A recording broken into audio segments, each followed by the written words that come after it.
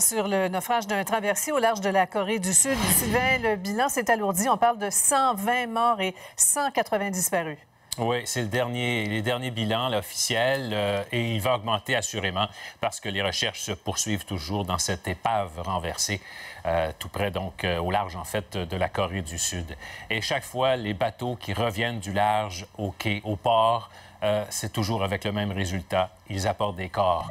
L'espoir, donc, qui s'amenuise de plus en plus. Ça fait presque une semaine, il faut dire. Les parents des victimes qui attendent, là, n'ont plus vraiment d'espoir qu'il y ait des survivants qui auraient pu s'accrocher à une poche d'air. Aujourd'hui, il y a 4 membres d'équipage qui ont été encore une fois montrés du doigt. Certains sont poursuivis. Ils ont indiqué, eux, notamment 2 d'entre eux, qu'ils n'ont pu avoir accès aux bateaux de sauvetage. Vous savez, il y en avait 46. Un seul a été déployé. Et puis, qu'ils n'ont pas pu, finalement, parce que le bateau était trop canté. Regardez dans quelles conditions, cependant, les plongeurs travaillent. C'est vraiment extrêmement difficile.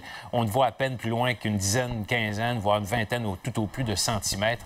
Et là, on entre quand même dans le bateau. Là. On est allé chercher des corps et on focus davantage sur la cafétéria parce que c'était le matin lors des événements, évidemment, et plusieurs étaient à la cafétéria mangeant un déjeuner et on s'attend à ce qu'on pourrait peut-être donc trouver des corps. Si vous voyez donc une maquette de ce fameux bateau, il y a différents secteurs là qu'on vise particulièrement.